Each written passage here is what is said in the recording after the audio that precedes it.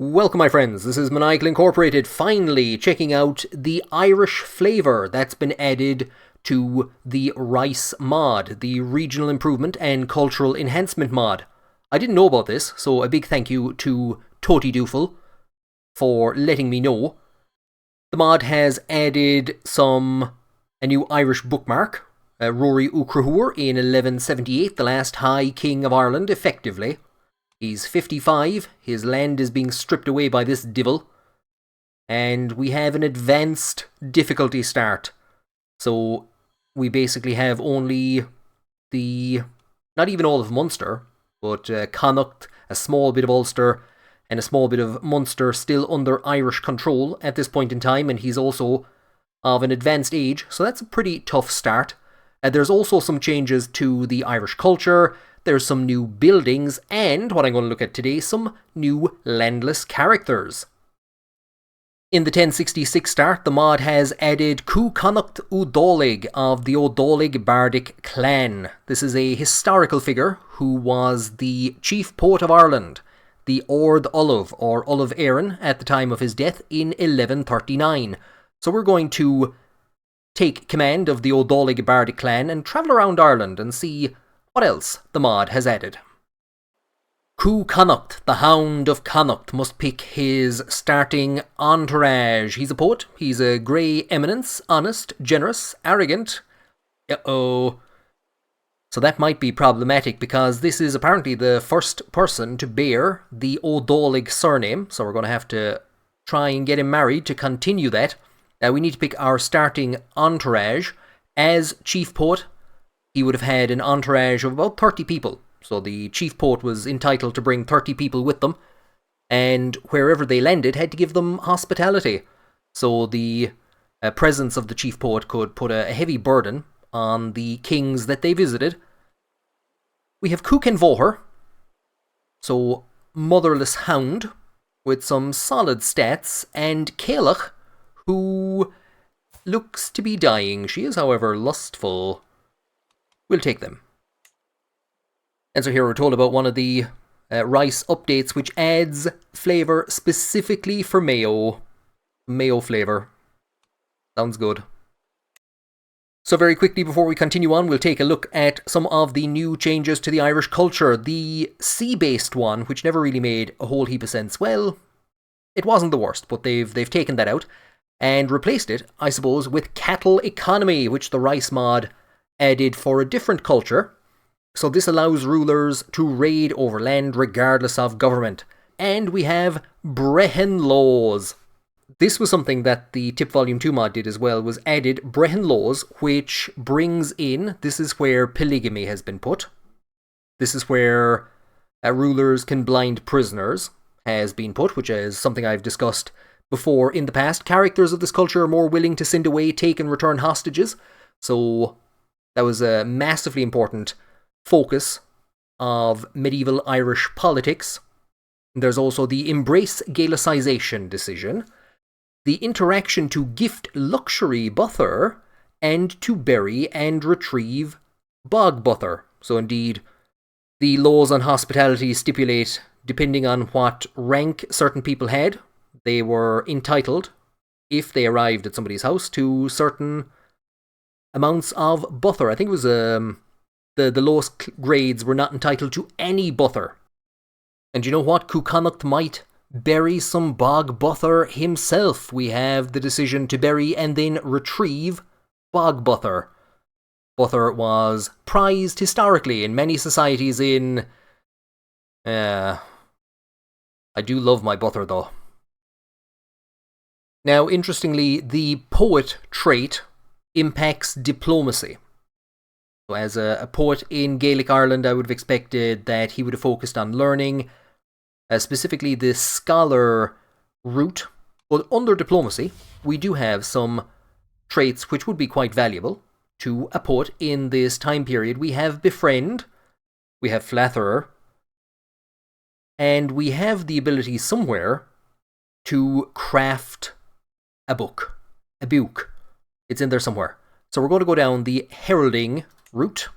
And we're probably going to go for August. We could maybe get a few this side of the family hierarchy, but it's pretty much going to be August we're going to go for.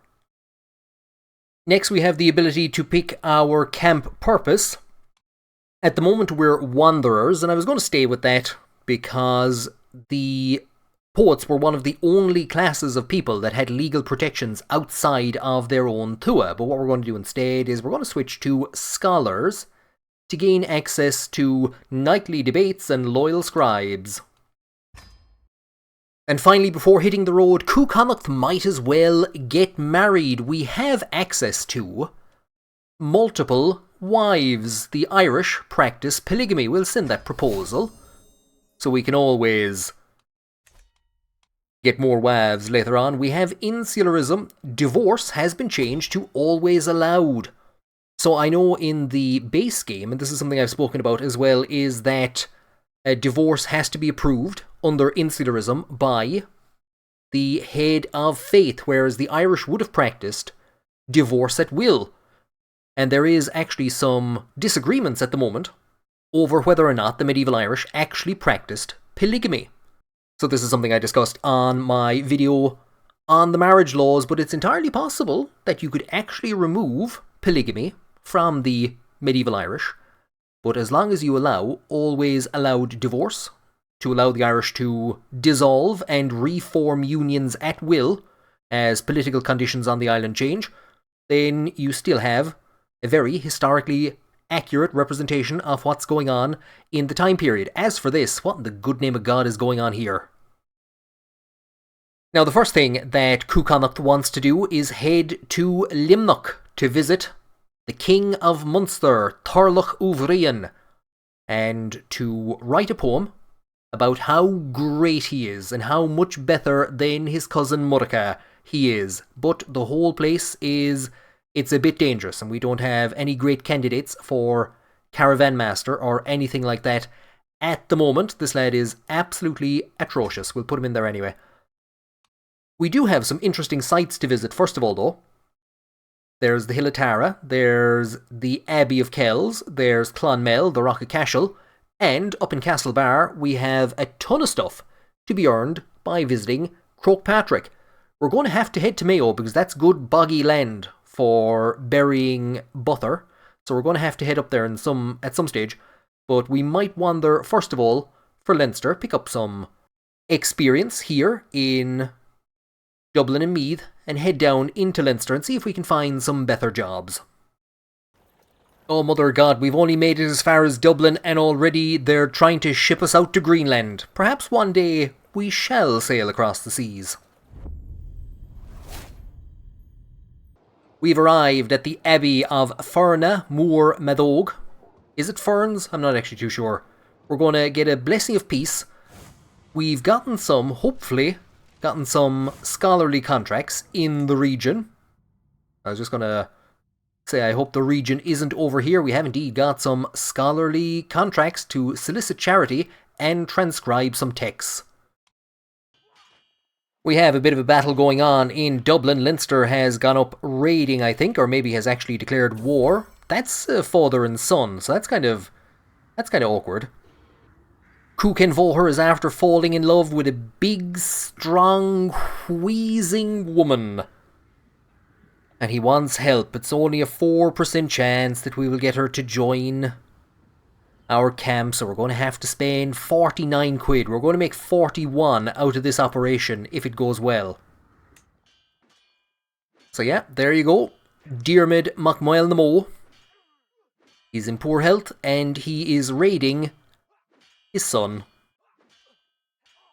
And looks like he's going to be sent back to Leinster empty-handed, which is also the way we're going to be, because we have to spend a lot of money, or we had to spend a lot of money to get a woman for Croagh.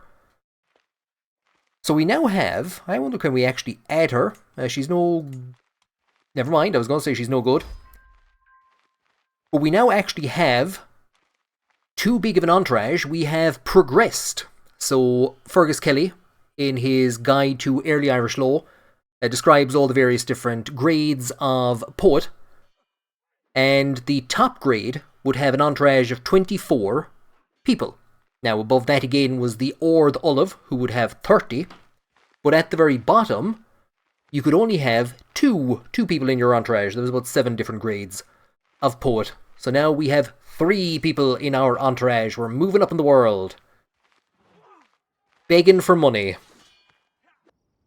Oh, and we're going to have to beg for money because we're going to spend another heap, 50 quid, to get some detailed maps from Lloydna Line. We could try and hire him, but the problem is he's 70. So we'll take those maps.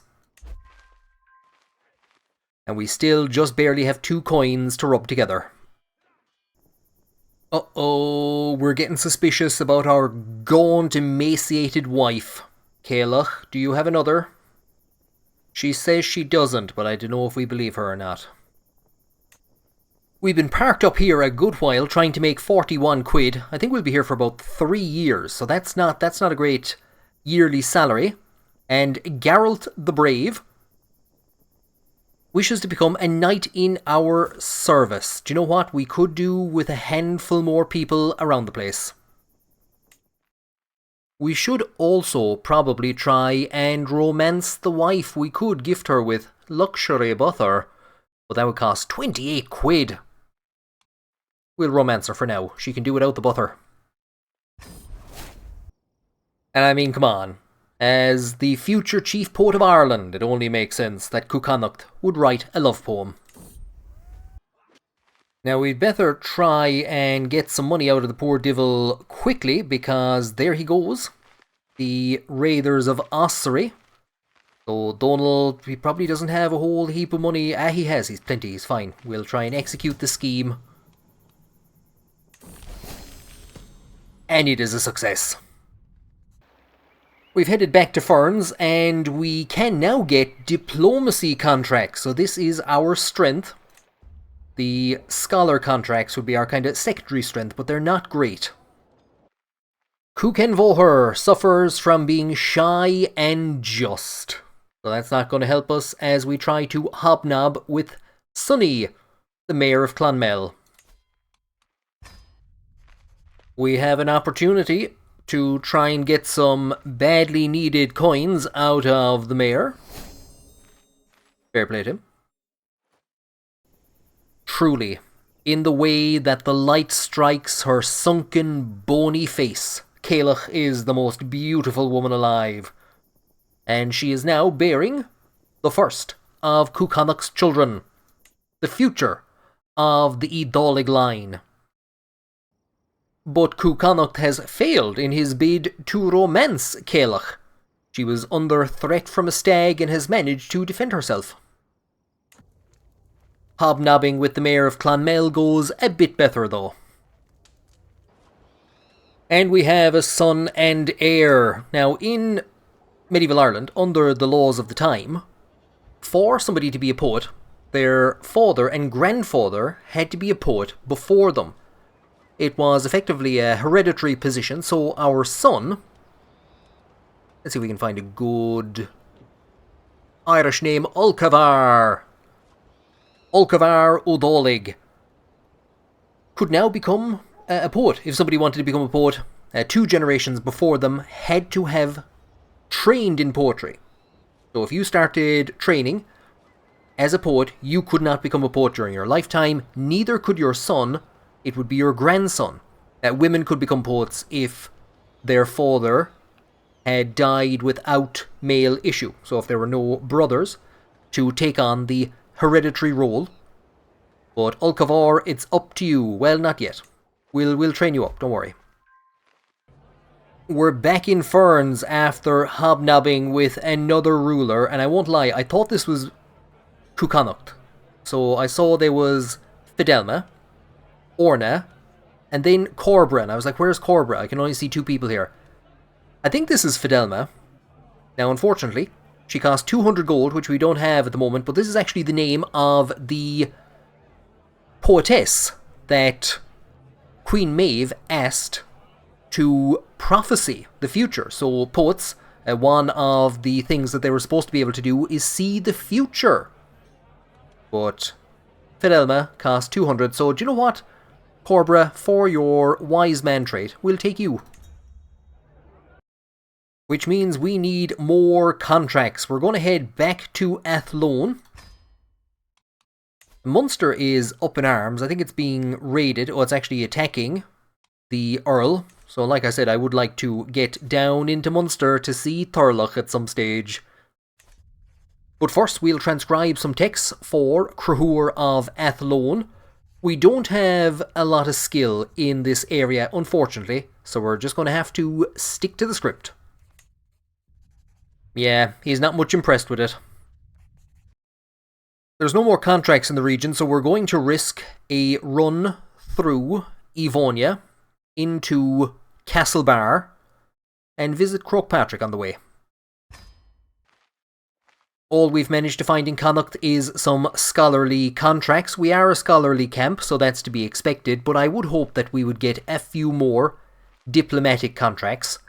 While we're here, it is only right that we would bury some bog butter.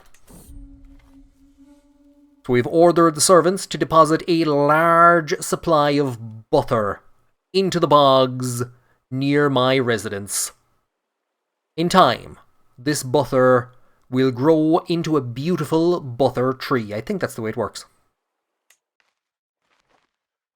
We've managed to complete another transcription task and visit Giant's Causeway.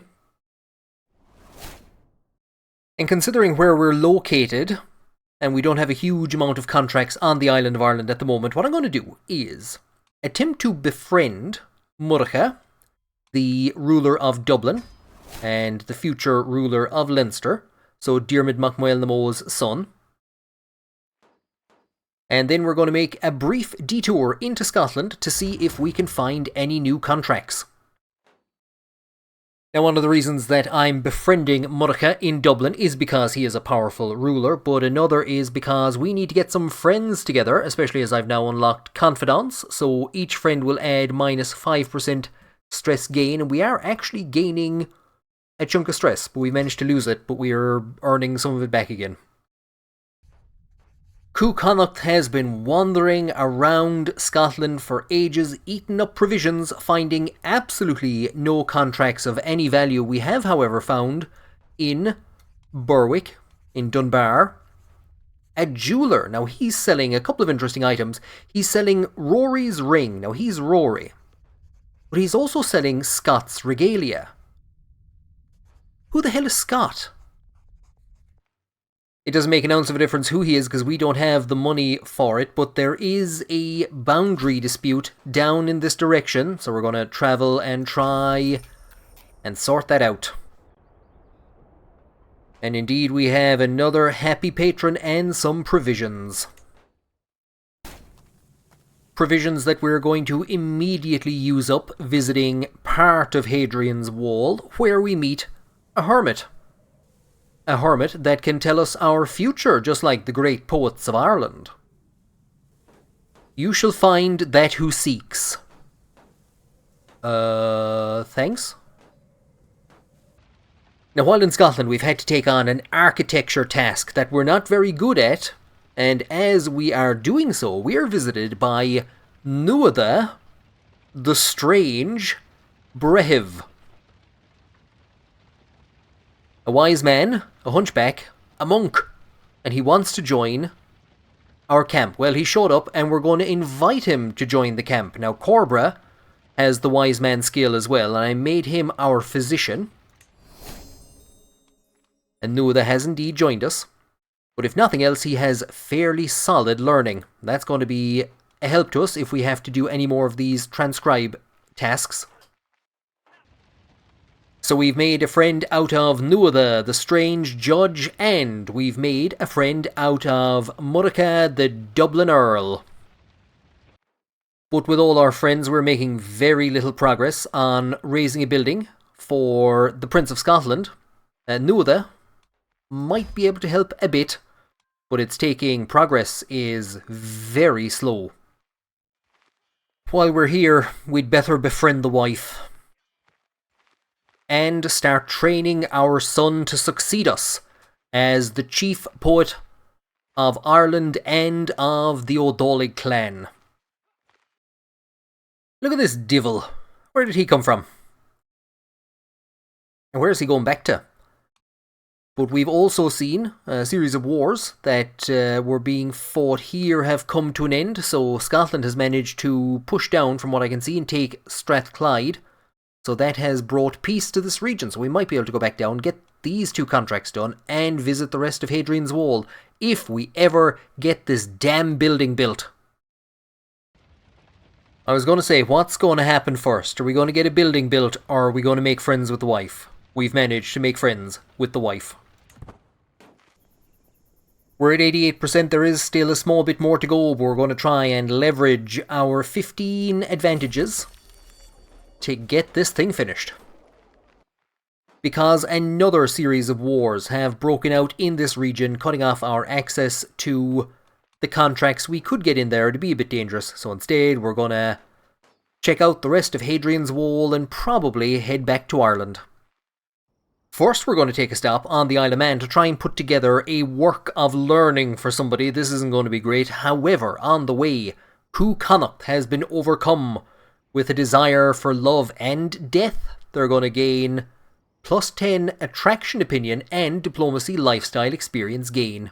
It is my duty to pursue amorous engagements.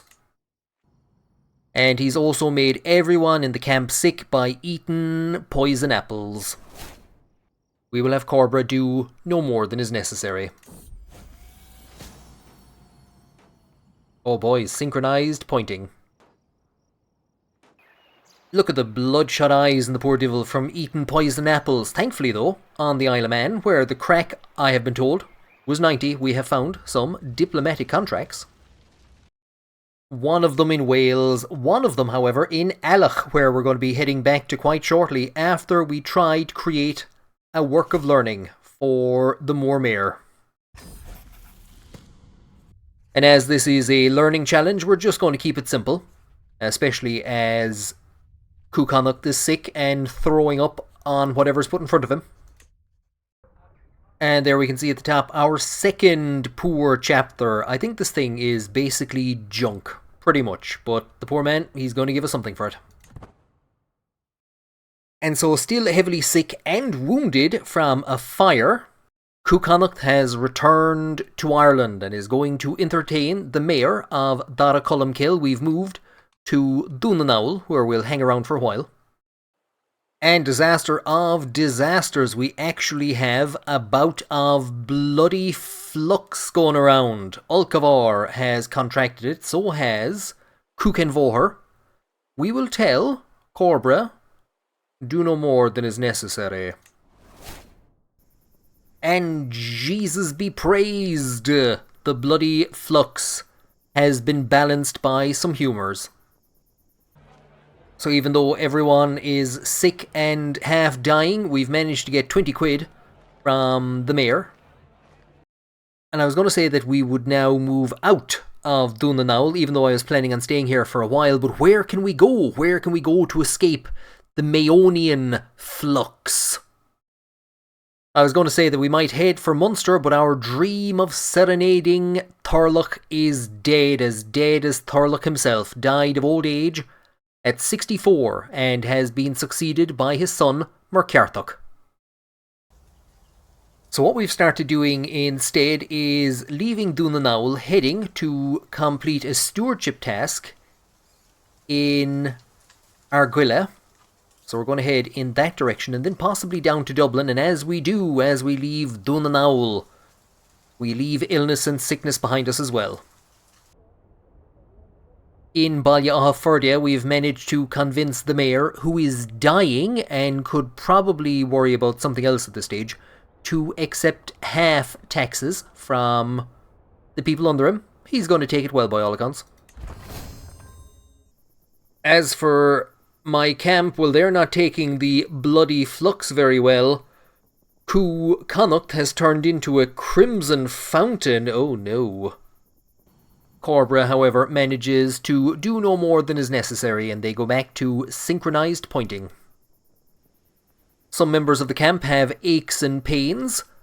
Croagh Patrick himself, I think, still has a dose of the bloody flux. The wife has just recovered from it, and you know what? I think she's looking better than before she had a life-threatening disease. Yet again, the centre of the country is in anarchy. It's those damn wetlands, those damn bogs. The anarchy that they're causing. I was going to drop down in this direction and see about befriending Murdoch in Munster, but what we're going to do instead, seems though we're up here and we have a clear path across, we're going to get our butter back.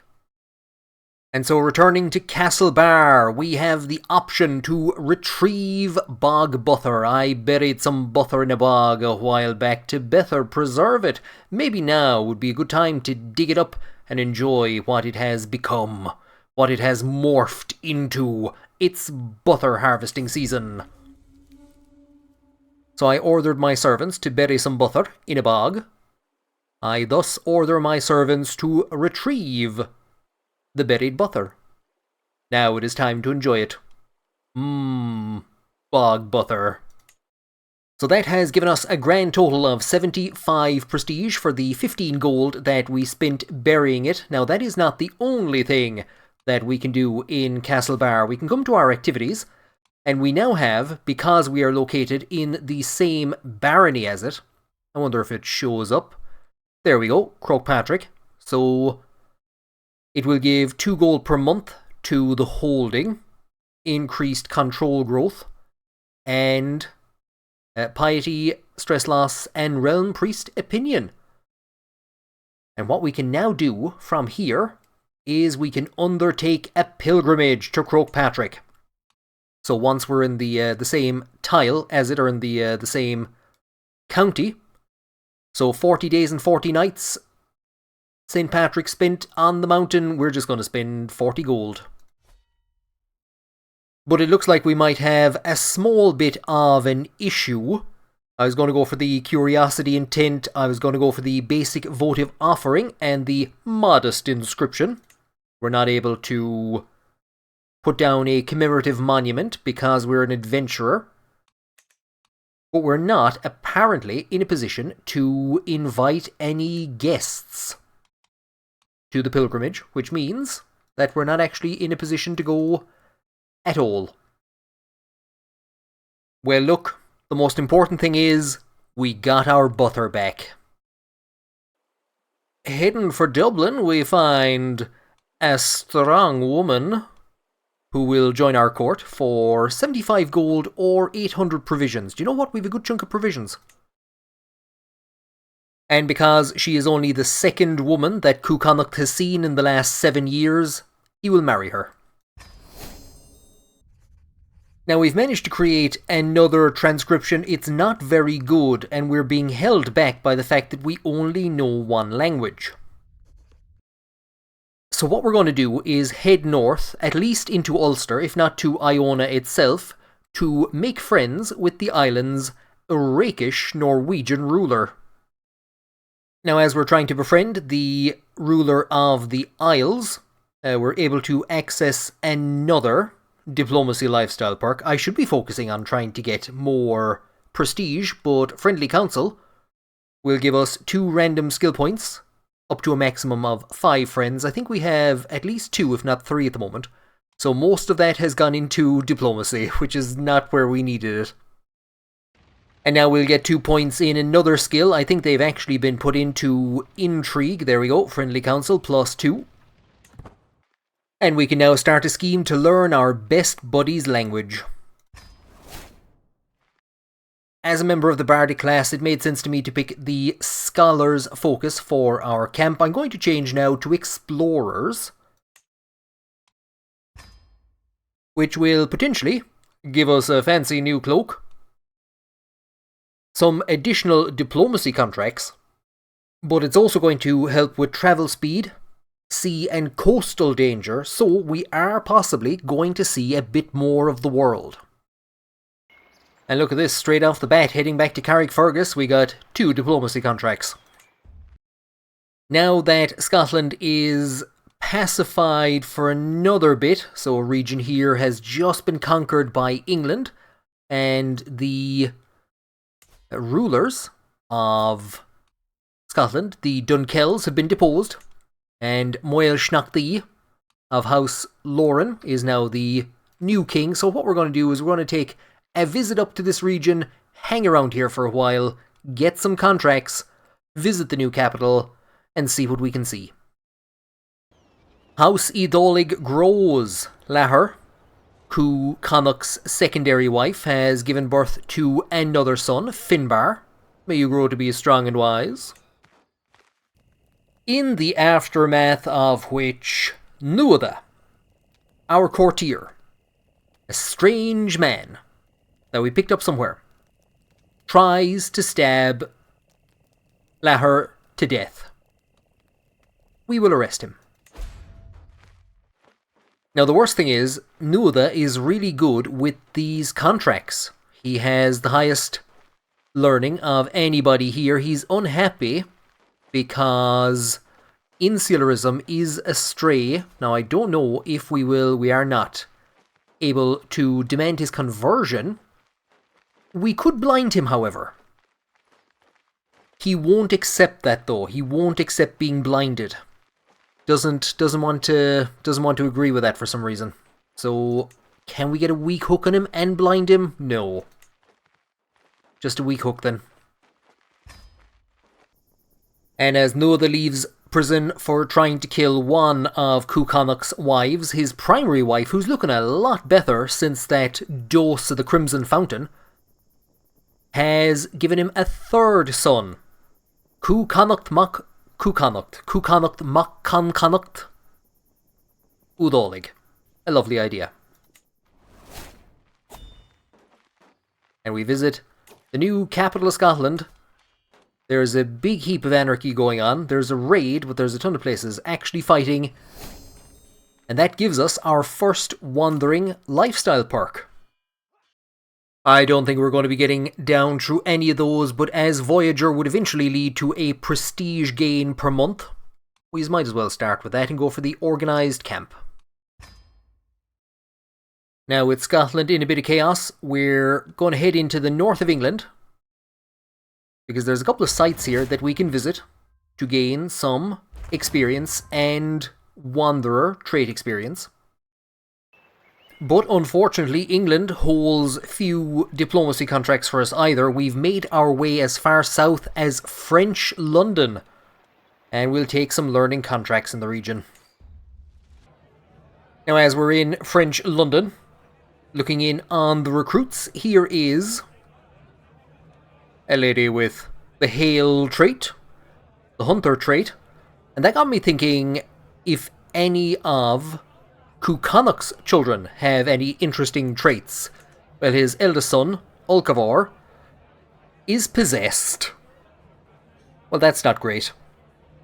Now, we don't have the option to do so because we are not landed, but one of the other options that the Rice mod has added for Ireland is the decision. I think we can consecrate a well, but we can't then go and visit it. So there is consecrate a holy well. And we would be able to do this in a region that we control. We'd have to be landed, and you could then go and visit the holy well. The holy well.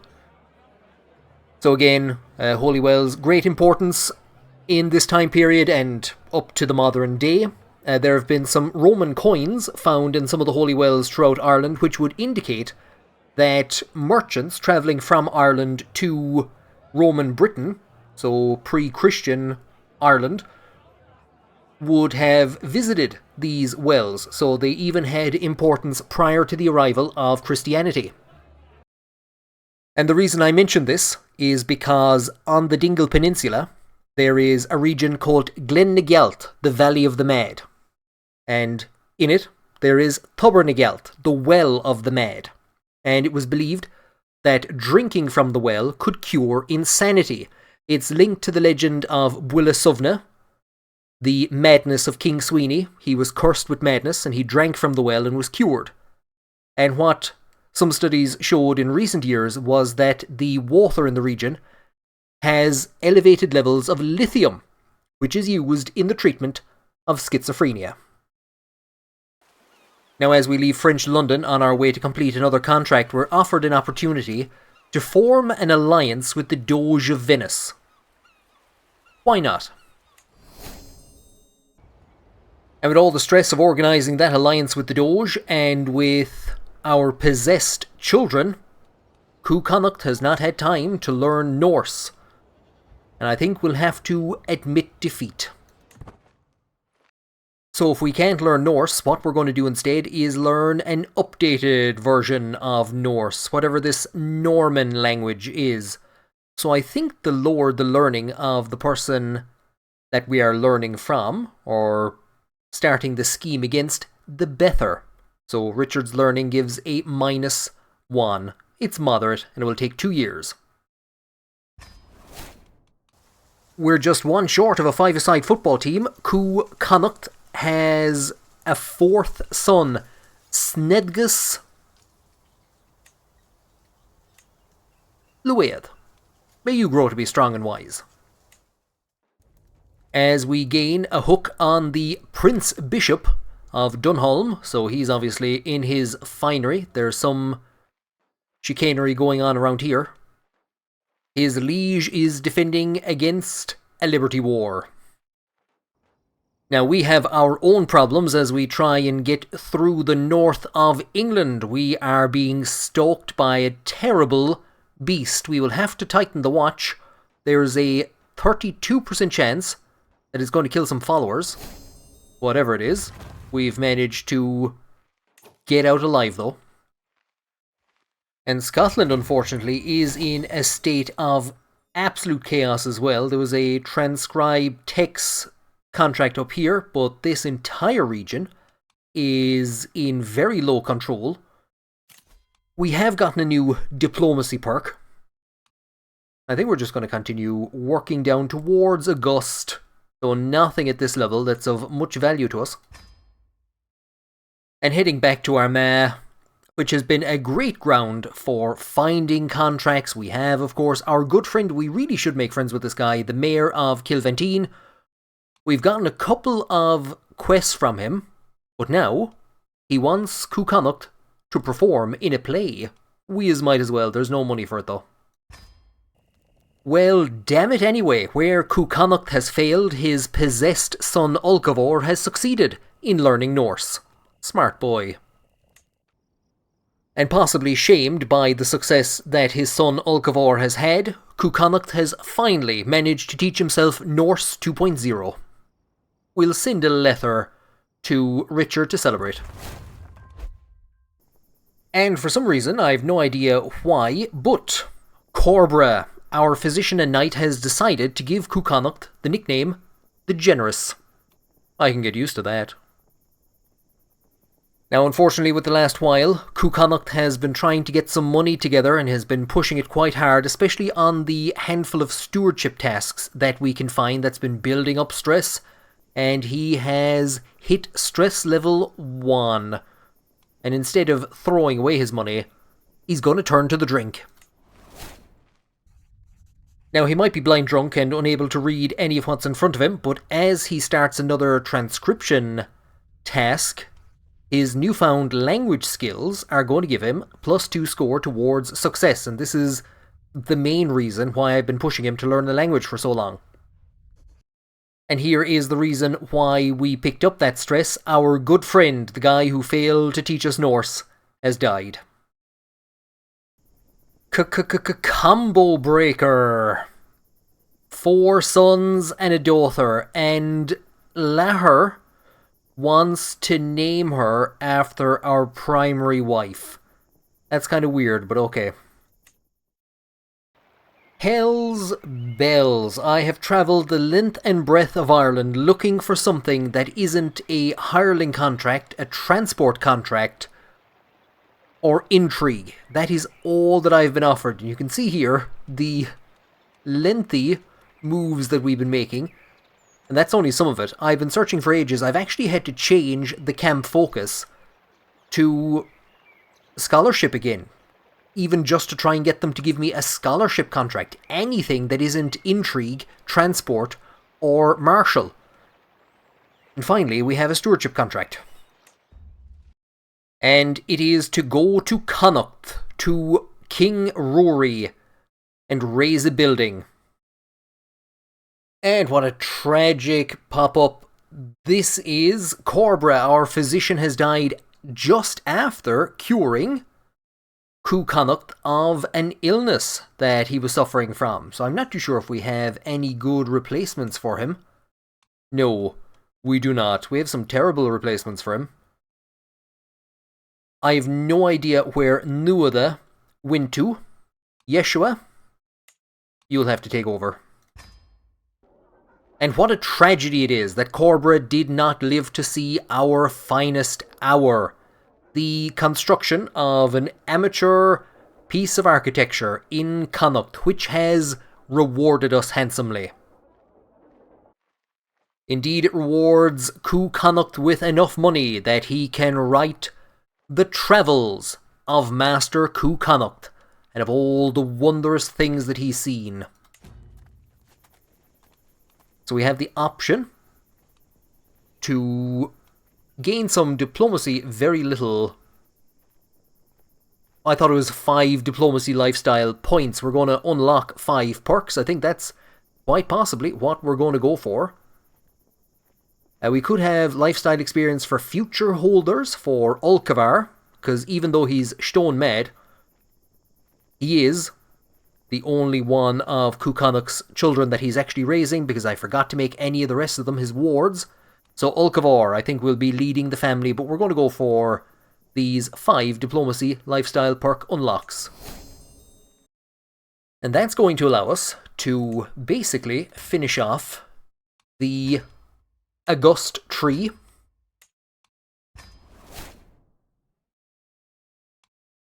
And we could go with Thoughtful, or we could go with Heart of the Family. Do you know what? We might as well take that one. And so to bring the adventures of Croagh Patrick to an end, we'll move into Connacht, into Mayo, to the foot of Croagh Patrick, and there we will bury some bog butter to be found in future generations.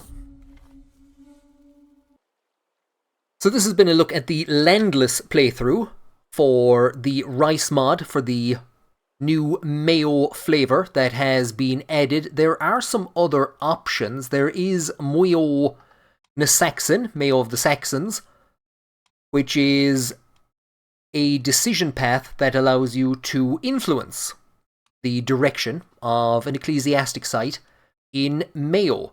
And there is, of course, also the ability to visit Croagh Patrick, which I believe maybe you can only do as a landed ruler, and also the ability to consecrate and visit holy wells. Now, my understanding from the devlog that was put out with this update is that the Rice mod is going to be visiting Ireland again in future and adding even more content. And I'm really interested to see where they focus on next and what gets added. I've quite enjoyed this so far. I'm looking forward to the next set of updates, but until then, may you never forget where you bury your bog butter.